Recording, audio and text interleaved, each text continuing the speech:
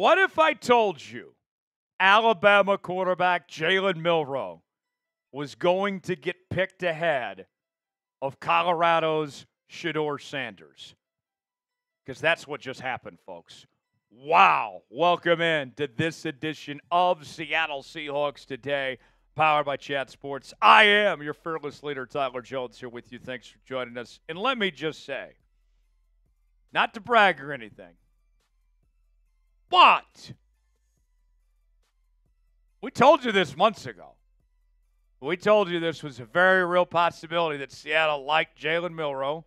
Some of you always say, you keep bringing up these BS rumors and stuff all the time. No, we know what the hell we're talking about around here. They met with Jalen Milroe not once but twice. And I said on this show just a few frickin' days ago that that was significant. Some of y'all didn't believe me.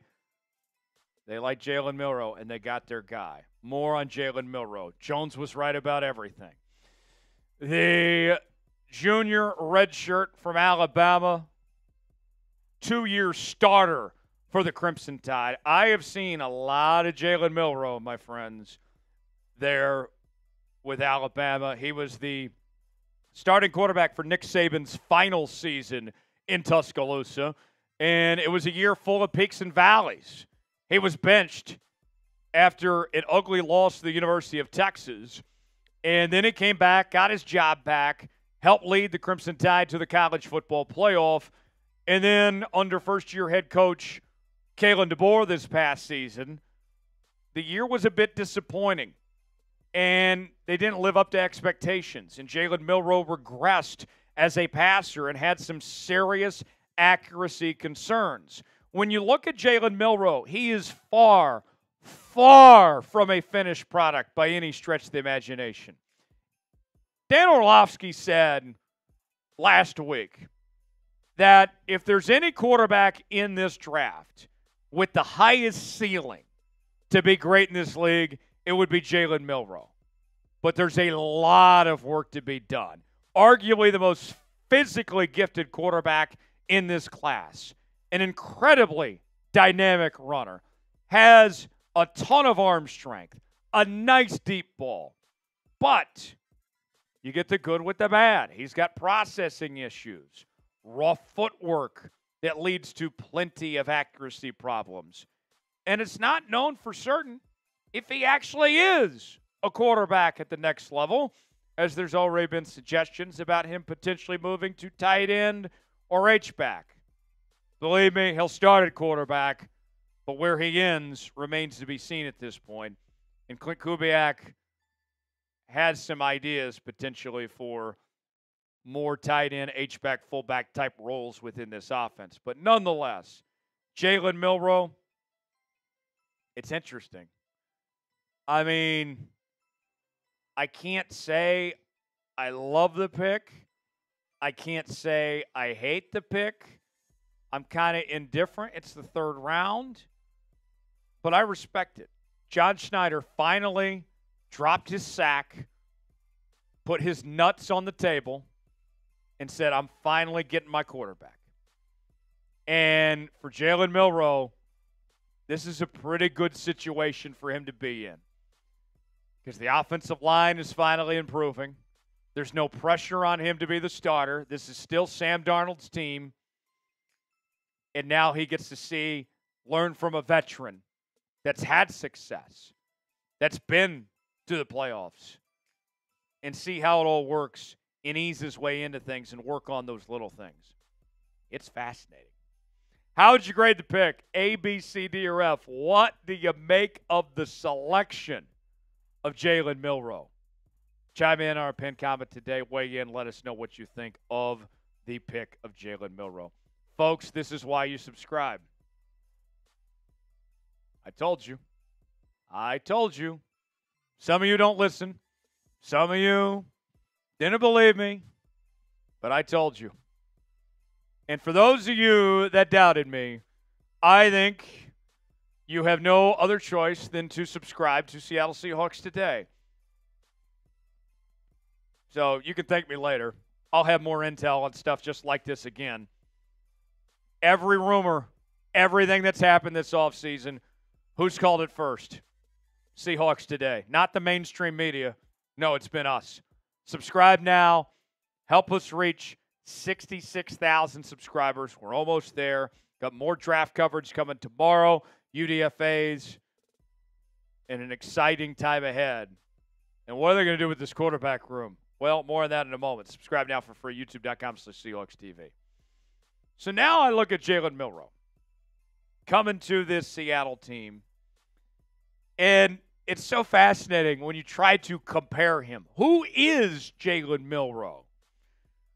Unironically, has elements of Mike Vick, the pure speed and the deep ball. But is there some Cordell Stewart there? Might be a supercharged Tyrod Taylor, potentially. The physical traits are off the charts. They're interesting. But will it ever come together? I don't know.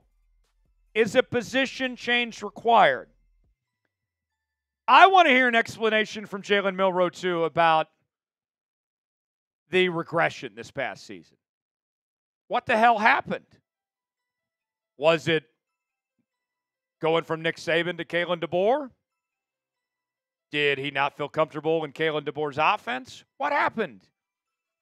I want an explanation. I want reasoning for what happened. And why should I sit here and feel confident or believe that he's going to turn things around? What is going to be different for Jalen Milroe in Seattle compared to what we saw this past season in Alabama? I want to know that. What went wrong exactly? And I don't know, because I think Kalen DeBoer is a fantastic coach. I don't quite understand it, and I'm very curious of what that exactly was. Now, if you go back to the Senior Bowl a bit, he was trying to work on his footwork, his mechanics. You can tell he's kind of still thinking through all of it. And it just slows him down even more. What I personally want to see from Jalen Milroe going forward from here, be natural. Breathe a second. All right? You're playing quarterback, the most important position on the field. In crucial key moments, I can't have him worrying and thinking too much. I need him to step up and be natural about it. That's what great quarterbacks do. It comes with ease. They don't have to think about it. It's all there. That's going to be his next step of growth, I think. To be who he can potentially come, is he's got to let it come natural more from there. Let's go to this from The Athletic's Dane Brugler, who wrote this on Jalen Milroe. Unpolished as a passer, both physically and mentally, but he is a dynamic athlete with a unique blend of speed, arm strength, and intelligence.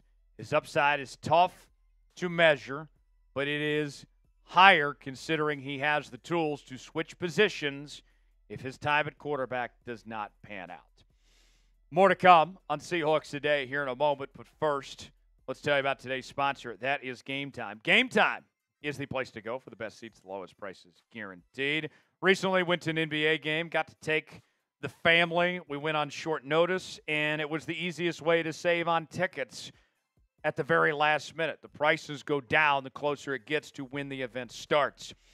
And if you have their low prices tickets enabled feature, it will allow you to invest more into buying food, drinks, merchandise, and more easily get a larger group to come with you. The money you're saving on tickets, you can spend it on other things. And with Game Time, they offer last-minute deals where you can save up to 60% off buying last minute for sports, concerts, comedy shows, theater productions, and more. Game Time, the official ticketing partner of Seattle Seahawks Today. And maybe you want to go to a Mariners game. Maybe you want to go see the Sounders, whatever it may be. You choose the event you want to go to. They got the prices listed. Choose your seat, see if you like that seat or not, and then you're checking out with Apple Pay, Google Pay, Venmo, all major credit card providers. And with Game Time, they got a couple things they offer. There's zone deals where you save even more when you choose a section. Let Game Time choose the seats. They're all in pricing. Toggling this feature shows the total up front with no surprise fees at checkout. They also offer their seat views. You get a panoramic view from your seat in the app before you buy. The lowest price guarantee or Game Time will credit you 110% of the difference. Your purchase is covered with the most flexible customer service policy in the ticketing industry. Take the guesswork out of buying tickets with Game Time. Download the Game Time app, create an account, use code ChatSports for $20 off your first purchase. Terms apply. Again, create an account and redeem code CHATSPORTS for $20 off. Download the Game Time app today. Last-minute tickets, lowest prices guaranteed. The link is in the comments and the description of today's video. All right, next question. So, what happens with the quarterback room from here? Well, here's the answer for you, okay? History tells us, now, history doesn't have to repeat itself, but history tells us Seattle will only carry 2 quarterbacks on the active roster when the season begins. That's what history says. But because of the potential positional flexibility, maybe this could be a different scenario where they do carry 3 quarterbacks. But what I can tell you for certain, Sam Howell, good is gone. They are actively taking calls, shopping him, trying to get something they can for him. If they don't, he will be released. Sharon Hall, he might hang around the practice squad, but he sure as hell is not going to be on the active roster when the season begins. Drew Lock, I think, is probably nervous right now. And I don't know if he's been given some reassurance that he's been told, hey, if we draft a quarterback, we're still going to keep you around, or if he's going to end up getting released. But no matter what, Jalen Milroe is going to be on the active roster, obviously, as a third-round pick. And I think if you're Seattle, you are saying to yourself with your pick, yes, we have Sam Darnold, and we want him to be successful. We believe that he can be the guy for many years to come. But let's bring in Milroe. Let's have him sit behind Sam Darnold and maybe replaces Darnold long-term down the line at some point. Maybe that happens. But at the very least, we could potentially find a guy that can play multiple positions, or we can find a guy that can be a very good backup for us that's a hell of an athlete and be here in that role and somebody we're confident in. It's hard to hate that when I present those scenarios because he's not given the expectation of this is your team. You're not drafting him to be your franchise guy. Even if you don't like the player, I think you can live with that with this pick in that sense. He's not ready to start tomorrow, but maybe someday he could be. So with that, we'll see what happens from here. But what a draft so far. Let's give you a recap of everything that's unfolded. Yesterday, we saw Gray Zabel picked at 18. I loved the pick. You got the help you were needing in the interior of the offensive line. Then, today, you traded up to get Nick Emanwari, the safety from South Carolina, one of the best safeties in all of college football. And now you have some real depth in that safety room. Then you got one of my favorite players in this draft, Elijah Arroyo. And now you're not depending on Noah Fant and his absurd contract and his lack of red zone production. You got a guy that could totally change your offense. And Clint Kubiak wants to change up the tight end position where they're used more effectively. Arroyo comes in. He's already better than A.J. Barner. That's not a knock on Barner, but Arroyo's the better prospect. And now I bring in Jalen Milroe. He's not brought in to be my starter, but realistic expectations. Let's see what he's made of. Maybe he's the quarterback down the line. Maybe he's my backup long term. Or he's a hell of an athlete, and I find a way to get him on the football field in some capacity. It's fascinating, and I respect it. Who do you want these Seahawks to draft next? If you had to give me a name, who would you like to see end up in Seattle? Chime in the comment section and let us know. For continuing Seahawks draft coverage, subscribe now for the latest happenings in your favorite team. More to come tomorrow. Also, on Saturday, Sunday, and into next week right here on Seattle Seahawks Today. Subscribe now, youtube.com/SeahawksTV. I'm Tyler Jones. Thanks for joining us. We'll see you next time.